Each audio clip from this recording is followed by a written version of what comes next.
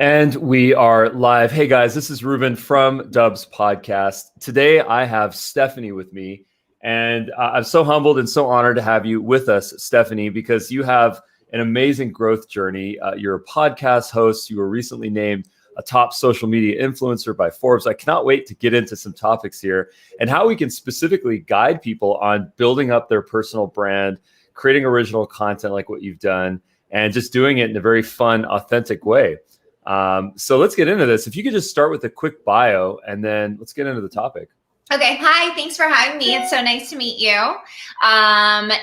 You pretty much nailed that. It's funny, like a definite recent journey. This has only really started for me since the pandemic. I have a background in real estate, mainly like distressed assets. I also am a public adjuster because I like to give back to people and be a property owner advocate. But I'm in branding and marketing. And since the pandemic, I started showing up every day. I started really showing the personal side of my brands, plural. And I kind of figured out a way to connect them all together in a synergetic way. And I was recently named Forbes top social media influencer in a niche market. So it's been an interesting journey, but it's my brands are being recognized. That's amazing. And then you mentioned that this was something that you kind of kicked off earlier last year with this whole thing. What was the catalyst for you? Was it just like I'm stuck at home now, I'm just going to start creating content? What was the process? Honestly, it was really that. It was, I'm home now. I can no longer travel for work. I can no longer go to conferences. I'm just doing phone calls all day and Zoom calls all day. So I started recording, kind of watching what other people were doing to kind of keep in front of their audience that they're even just their friends, right? People are doing it on Facebook just to stay in the know of their people.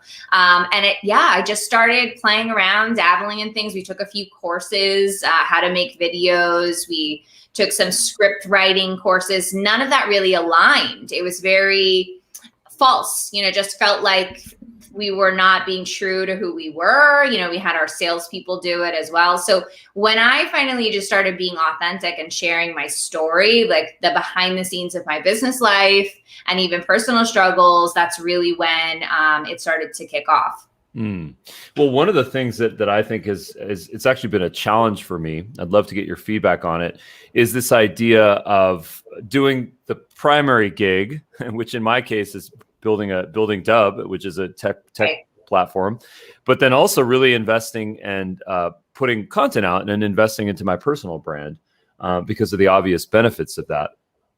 And I think one of the challenges is always figuring out that balance on how do I be authentic? How do I make the voice mine? But at the same time, how do I get support to be able to go through the process? Because I know the type of person that I am, and that whenever I try to self-publish, the same thing happens all the time where I start to do it. I'll grab the video, I'll grab the photo, and I'm in 50%, 60%, and then boom, the distraction happens. There's a fire that I have to put out. Someone comes in that door and I don't get it over the finish line. So I'd love to get your feedback on how to really put our voice out there so that people can really feel like they're making a connection with us, not necessarily something that's been done by someone else. Right. So I think there's so many layers to what you just said. So first, it's the authentic part, I think, is what everyone is struggling with right now.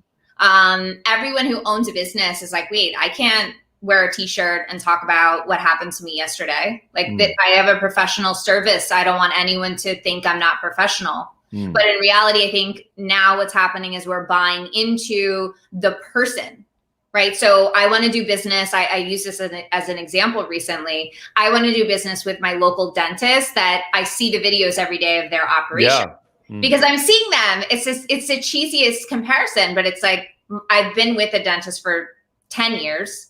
They're nowhere to be found. And I'm intrigued by the stories that this other dentist is sharing. So I bought into who they are because they're showing me who they are. So I think everyone just has to really understand it's a little uncomfortable in the beginning. So forget the time management, just get over the uncomfortable thing and start doing it. You'll create relationships. Then the second part of that is the time. So it takes a lot of time, but I think we also get hung up on having to have this strict, okay, Monday needs to be motivation, Tuesday needs to be business. Like, you don't need a strict plan, but you do need to plan. So content calendars are amazing. If you don't have the ability to have an entire team, I mean, I have a team. I have people who help me create content that's driven by what I want. But I'm watching everything. I'm a bit OCD. I want my voice to feel like my voice because it's my voice. This is how I speak to the world now. This is my office.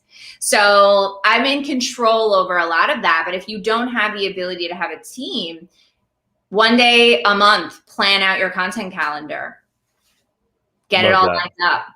So important. It's so important to overcome those hurdles. I remember thinking and looking back at some of the content pieces that I put out 3-4 years ago, and it was so forced. It was not conversational. And I remember hearing someone just actually yesterday in one of our recorded conversations, someone said that their team, their whole sales team, was suffering from this problem of being the announcer voice. Like, hey, my name is Ruben and I'm here today to do this. And, you know, it's like forced smiles and it's like kind of forced voice. Yep. How unsustainable is that? It's totally unsustainable, but that's how we all kind of start out. My first video was like, hi, I wanted to tell you about this. So I actually found that I had to poke around with different ways of doing things. Like, I mean, your platform is very cool for making video. Like, I've checked it out. It seems super user friendly as well. But it's also, you have to know your style. Are you the person who can speak directly to the camera, or do you need to interact and record and have a conversation? Because that's a really good icebreaker. If you start that way, then you start to get used to seeing your face moving, the sound of your voice, the way your eyes twitch, whatever your thing is, right? And then maybe you work yourself into doing the actual direct videos. But in the beginning, the direct videos, I was announcer voice too. Yeah. I think it's like some people are announcer voice, some people are kind of awkward voice, or like looking at the cameras and they're just like getting started. They don't know exactly what to say. And little do people realize that if you don't catch their attention within the first 3 to 6 seconds, people are not going to watch your video, and the algorithm is not going to favor it. It's like, just get out and redo it. Right. But you have to test, because I think in the beginning, the algorithm is not going to favor you anyway, because you're just starting to show up. Totally. You know what I feel like happens though is like if you've been quiet, and if the first time you go to Instagram Reels, you know, and it's been maybe 6 months or you haven't done it or whatever, and then you just drop something, it's like, 5,000 views, 400 views. And then all of a sudden you're like, oh my God, I get this hit of dopamine. I'm going viral. I'm all in here. And then you do your second one and your third one, and it's like 7 views or 6. It's like, wait. They give you a little bit of a pump. Like, right? It's here. You can make it happen. It's so funny. I've noticed that a number of times. So I like always manage my expectations. I'm like, I don't even look at the engagement. I just say, how did it feel? Right? Did I educate? Did I entertain? Did I delight? Right. Yeah. And there are a lot of days in the year, right? You can post every day. Sometimes I post, I have 50,000 views. Some days I post, I have 1,200 views. And it's like, I thought the one with 1,200 views was cooler content. You never really know. Yeah. So you have a podcast. What was that process like, getting that off the ground? What is it called? What kind of topics do you cover? So it was super intimidating. I think right now, I think we're being approached by so many different types of industries, like marketing agencies, like how to set up your podcast, how to spend 10 grand here, spend 5 grand here. Like, so when you feel like, okay, maybe this is more complicated than I realized. So I struggled a little bit with even just setting it up. But really, the podcast is called The S2 Show over here. I literally just put together what S2 is. Yeah, it got me. So yeah, I'm Stephanie Saunders. So S2 Show.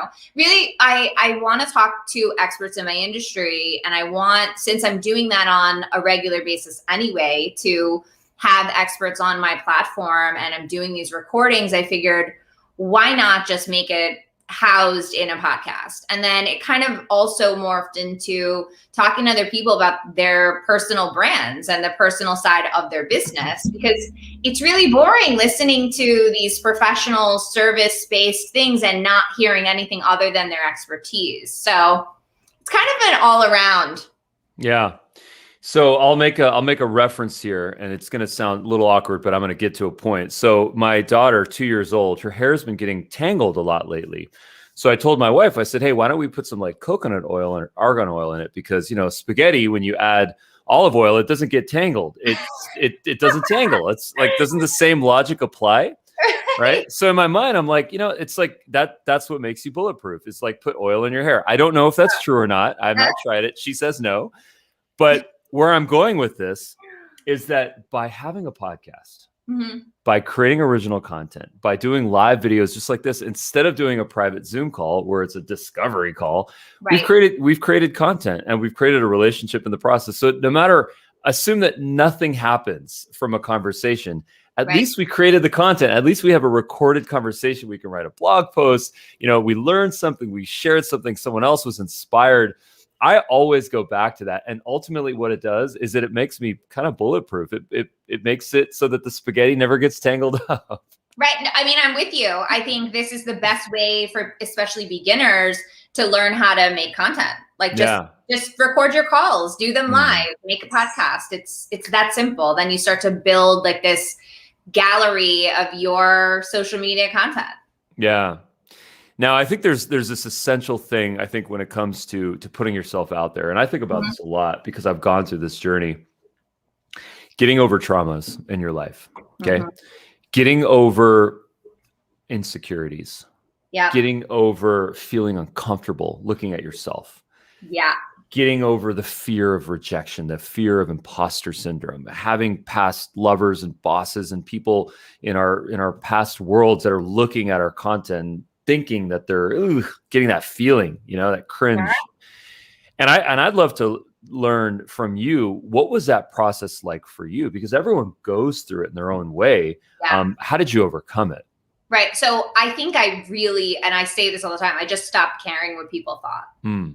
Really. I mean, it's that simple. It sounds simple, but it's really just getting over yourself because we have an ego. We want everything to be a certain way. But why do we want it to be this way? Are we preconditioned because of the Instagram era and, all of that? Or what is it, right? You go through some deep rooted traumas. Why am I so worried about what other people think about my voice or my face or what I might say? So just getting over yourself and dropping the ego.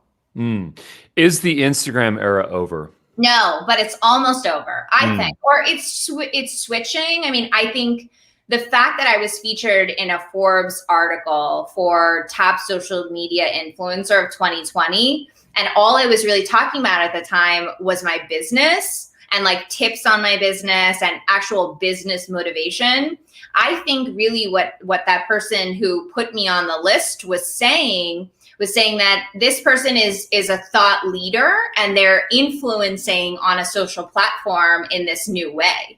So it's like, I'm not just posting pictures in a bikini next to a sports car or selling a brand product because I'm partnered with them for money. I'm actually like changing the process of influencers. Like that's how I read it. So I think we're kind of on the verge of that. Like most people right now are focused on how do I talk about who I am and who my business is. Right? Yeah, I tend to agree with you. I think that what's really interesting is that I think the new era now of folks in the business world, because when I used to think of someone that's a quote unquote influencer, I'd be like, oh, it's this person that goes to Bali and then jumps off the cliff and the drone. It's like, that's what you think of as the cliche, but that is so not what it is. It's like people have bills to pay, like we have stuff to do. We have responsibilities. And who says that we can't run our business, develop business relationships like this, and also share the process? I mean, watching someone do a business thing, sometimes for me, it's more entertaining than someone just hanging out in Bali, right? Right, and but I think, I'm sorry. Please. I think there's a stigma though. So I think even for me, so I'm a millennial, right? And I never in a million years would be on social media. Like if it wasn't for the pandemic, I'm very private. I don't like to do this stuff. So I guess back to your question, like what did I have to drop? It was some of those walls that I have up where I protect myself. Are you suggesting that millennials don't like to post themselves on social media? Is that what I just heard? No, but I happen to be one that is, I kind of feel like there is a stigma where it's like, oh, well, I don't I'm not branding myself to have these relationships with companies. So I'm not going to be a social media influencer because this is what I think of it. Right. So like, I would never think of showing up and doing this kind of thing because it's not sexy. It's not lifestyle. So I think we do have like even older people, especially, we'll call them dinosaurs, right? They think of a social media influencer as like a little kid with, you know, with a brand they're supporting. With a selfie stick, yeah. Yeah, a selfie stick. There you go. So I think there's a stigma around it. Do you agree? I agree with you. I think that, and I think to your earlier point, that a lot of that is just now coming to an end. I think that now it's like my favorite videos to watch now is when the person is in their rawest, crudest moment, when they're in the kitchen and the big bowl of pasta sauce just made a disaster on the floor. Like, that's what I love to watch because I'm like, you know what? That's comedic relief. It's connection, right? On a massive level. And it's I feel empathy. I feel emotions. I feel sorry. I feel happy. I make, you know, and then as a result, like, it's a sustainable sensation. It's not like trickery, or it's not something where I get that dopamine hit that services my ego, you know, the bikini, the car, all that type of stuff. It's not like that, you know? And I think that that's the new era. And it's so exciting to be at the forefront of that. Yeah, I agree. But I hope that more people will start to understand that it's okay. Like, you know, their brand may not be cool to them. You know, they're an accountant, they're an attorney. They're like, oh, my brand doesn't fit this model. It's like, no, this is for everyone. I was talking about distressed real estate and property damage insurance claims, and I made it onto a Forbes list. Like, guys, come on. That was a money line. Could you just repeat that? Because that was great. It's true. If I could do it, anyone can do it. and what was the content that you were focused on? So I was literally focused on posting about distressed real estate assets and property damage insurance claims, and I made it onto a Forbes list in 10 months. Okay, so here it is. If Stephanie can make that interesting, because that's an air quote boring topic, which I don't think it is, by the way. I don't think it is, for the record. It's so relevant. But I totally get your point, and that's amazing that you did that and you acknowledge it. It's not sexy, and I think I really appreciate, you know, listening to someone who is, let's say, a title agent. They work for Fidelity National Title, right? It's a big corporation that is the most boring industry in the world. They're on podcasts with authors and politicians, and they're talking about life, but yes, they're promoting a business, but it's not this hard sell. They're selling themselves, and they're selling the things that they relate to. And that's kind of how I see this all unfolding. Yeah. I mean, one of the phenomenons that I notice is that there's a couple of things that I think are happening. Number one is with this whole audio world that's kind of blowing up now. First it was podcasts, and now it's apps like Clubhouse. Twitter has one coming out. Facebook has one coming out. Mark Cuban has one coming out called Fireside. That whole audio social movement is just on the beginning right now. Definitely. And I think what's really interesting about it is that you don't see our face. You know what? We're floating around the house. We got our AirPods on. We're doing our thing. Right. We're making a mess, and it's just our voice, which is like the oldest method of communication, right? Right. And it's so interesting because what you can extract from that is all these things that we're looking for, minus all the things that are aesthetic. You know, There's no cars. There's no bikini. There's none of that stuff. It's just our voice, right? We've gone back to basics. And I don't know about you, and I'd love to talk about Clubhouse with you for a second, but I found that on Clubhouse, you're really getting more of the vibe for someone's personality and their expertise. So are they the person who cuts everyone off, or are they, you know, more calm, cool, and collected, but they have a funny side that maybe you didn't realize they had because you're listening to their voice and you're getting that feel for them in a different way. So I'm really enjoying the audio thing. I'm still trying to figure out Clubhouse though. Are you using it? Like, what are you thinking about it? Yeah, I went deep into the Clubhouse rabbit hole for about a week. Okay. And I was massively inspired, massively motivated. I learned a ton. I made an insane amount of connections. Oh, wow. I went from 0 to 1,000 followers, and it seems like a couple of days. Wow. And I don't know what that means on Clubhouse, but what's interesting is that I haven't been on it in a week or two. And the reason why that's the case, the reason why I fatigued on it was because I started to notice that I found myself on the, like, I was moderating, I was speaking a lot, I was, being put up on the stage. I had an opportunity, but at the same time, I was like, you know what? There's something else in my life that I cannot let go of, because I've got 40,000 people that are using our technology platform, and we've got so much work that we could do and make it so much better. I need to go back and focus my time on Dubb as a platform. And as a result, I kind of took away from what I needed. And then now I'll pop in every once in a while, but I'm like a recovered addict. And now I just, I chill. That was fast. It was fast. It was really fast. It was really fast. I agree though. Like I didn't play around on it for a week. Like, so I haven't even hosted. We actually did like a trial run, a couple people yesterday, just to figure out how it works, how you add moderators. And it was fun. But when I played around for like a day or two, you can get sucked in that thing, because you're jumping from room to room, and then you don't want to be rude because maybe you're a moderator now, or you're on the stage and they're talking about something that really fits with you, and you're seeing you're gaining followers. So I get it. There are so many places right now to lose yourself. Right. But the thing I don't really get about Clubhouse, or maybe not, it's not that I don't get it, it's that I'm not really happy about at the moment, is the need to jump from place to place. So there's no like messaging, which is fine, but in order to connect with someone, you really have to do your work. So if you follow each other, then you have to really like research, okay, how do I find them on this other platform? It only links you to Twitter. So what if this person is, more on LinkedIn? So I'm not seeing like the transition being smooth right now of actual connections. Well, you know what's amazing about that? And I think that this was one of those amazing coincidences where the founders got extremely lucky, but not having a proprietary chat function within the app was the best thing that they can happen. That could happen. Really? It's the best thing. And I'll explain why. Oh, yeah, I want to hear this. I know deeply what it requires to create real-time chat, because our app has it. Dubb has that real-time chat. Now, it's not at the scale of Clubhouse where millions of people are going to be doing it theoretically, like simultaneously, but it's still there and the tech is there. Now, here's the thing. If people on Clubhouse could chat directly on Clubhouse, the lift to Instagram accounts, to Twitter accounts, and then the residual other stuff like LinkedIn, it's not clickable, but like you can copy or not, you can't even copy and paste. You can just type the person's name. Right. Those residual follower lift would not happen. And as a result, you would not get the personalities that have come through. Like I can pop into a room and hang out with Elon Musk.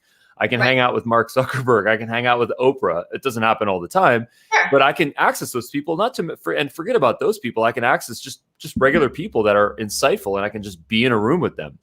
Those people, a lot of people would not want to show up because they don't get the benefit of it, which is like a lot of people in Clubhouse are like, oh, I'm just here to learn and I'm here to contribute. It's like, no. Hold on a second. This is a two-sided marketplace where you share information and then you get engagement in exchange, right? Which is Instagram followers and Twitter followers. Instagram is obviously where it's probably more at right now. But the point of my story is that by forcing people to use those social channels, you see lift across all your channels. Interesting. Okay. I get it. And I also get that there's kind of like a privacy factor. Like, someone who is like Oprah can go on there and feel like she won't be bothered after the fact. And I didn't think of that. That's another great thing. Well, you kind of said that though. You're totally right. You're totally right. But I mean, they could go blow up her Instagram DM, but I mean, at least at some point, that is probably managed by a team. And then the Clubhouse thing is there's no team that's managing your Clubhouse stuff yet. Right. So that's a magnificent point. I totally agree with you. They were valued at, was it 800 million? Oh no, they're a unicorn already. They're over. I can't believe that. Yeah. When they raised from Andreessen and a bunch of VCs, it was $100 million investment at a $1 billion valuation, putting them at the unicorn status. Right. But that was, now it's been weeks. It's been weeks and weeks. So I would not be surprised now that Twitter, Instagram, Mark Cuban with Fireside, and then who knows what else is going on in the background, TikTok, who knows? Right. Now that all those players have come in and validated this market, it could be 2-3x that, Right. I was going to say, what do you think about like the future of? I've heard people that are big podcasters a little bit weary of this because they feel like now they'll lose that audience of everyday downloaders because they're just able to go into a room. But I mean, there will be a recording option soon, I think, if as long as you're letting everyone in the room know. Yeah. Here's my take on that. I noticed a lift to all my channels, right? And including my podcast. Okay, good.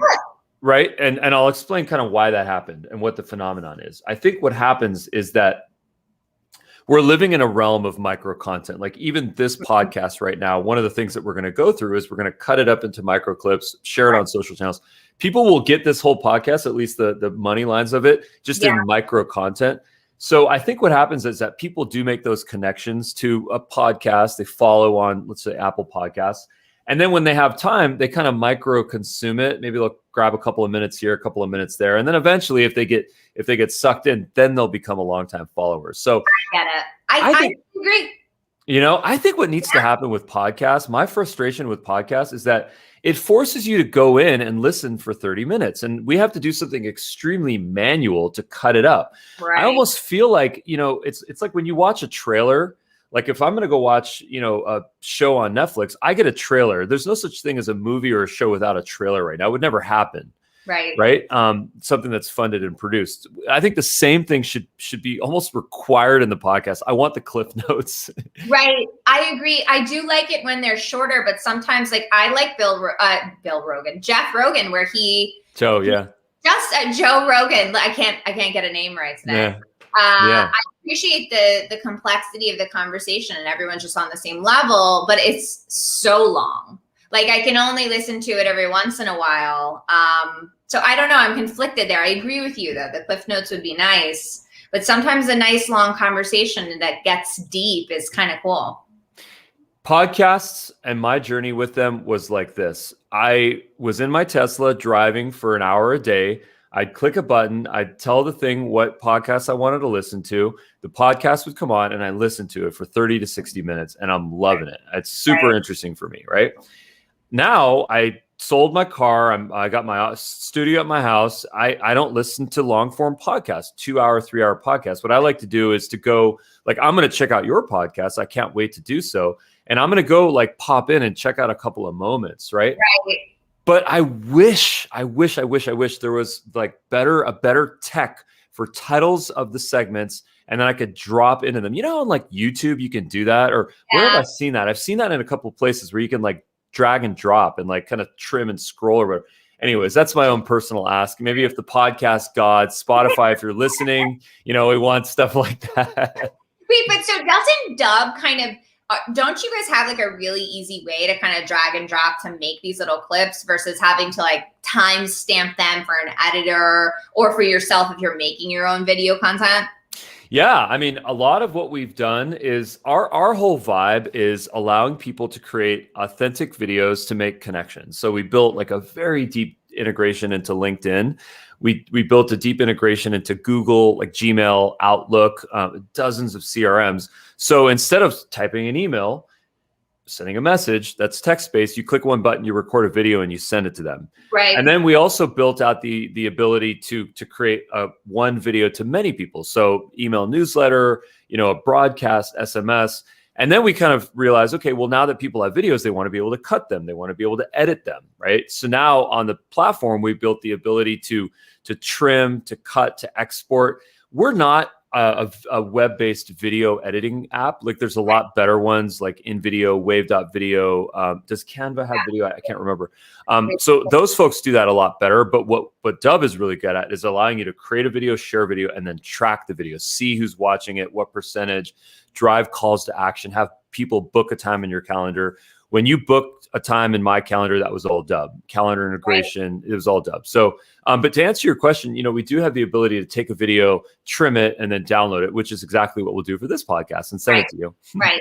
Right. It seems easier when you have that. I think sometimes these editors that people are using on Upwork, it gets a little complicated because you have the message and they might not understand. So you have to spend a lot of time combing through it. So, I mean, I don't know that we've eliminated that with any of these apps or, web-based tools, but maybe we'll get there. We can the storyline, just drag and drop. That would be nice.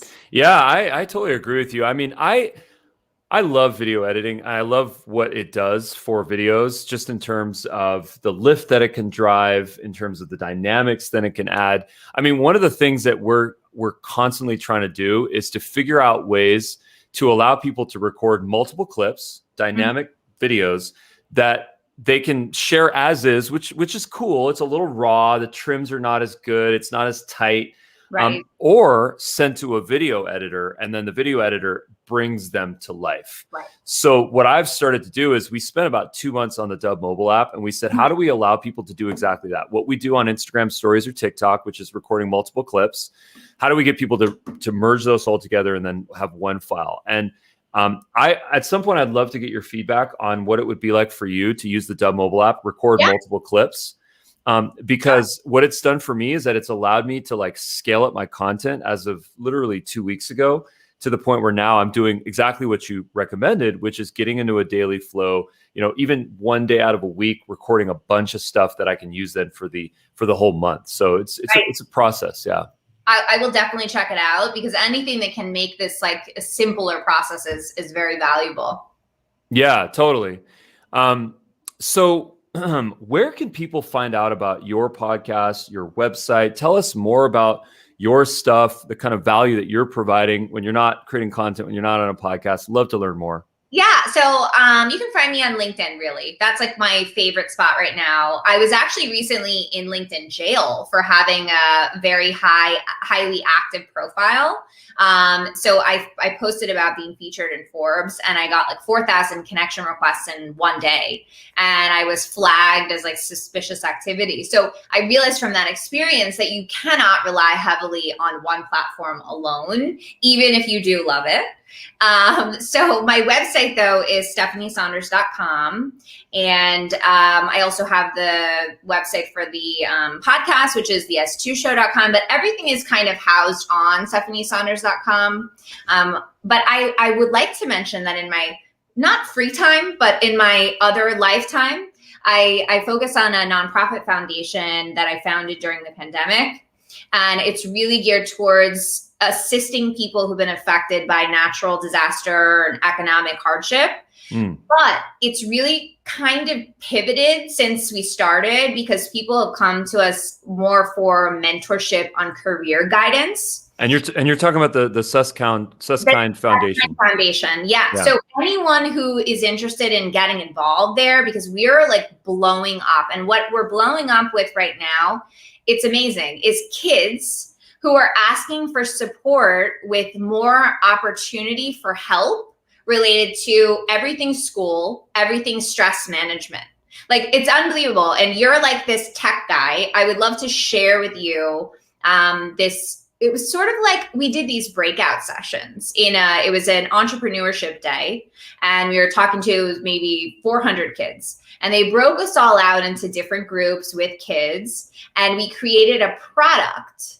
Okay. And the craziest thing was that when we went back and everyone shared their product, they were all either an app or a service that was based around giving kids more options for life right now. And it was mainly mental health assistance and how to find out where resources are for tutoring. And it really broke my heart, because it's we're talking about that kids are going through this. But are we really are we finding a solution, or are we just figuring out online school or in person, because parents have to work? So it was mind blowing. I would love to share all of that info. The website, doesn't have everything that we're doing, but you can get in touch with us on there. And if you want to get involved in helping some kids and mentor them, maybe even giving them mental health options, I would love to connect you with some of those folks. Amazing. What a great opportunity. What a great cause. Well, Stephanie, thank you so much for joining me on this podcast. I look forward to seeing more of your content on LinkedIn, engaging with you. And I can't wait to do another bit with you in the future. Yeah, you'll have to be on my podcast. I look forward to it. I'm in. All right. Thank you. See you. Bye-bye. Bye.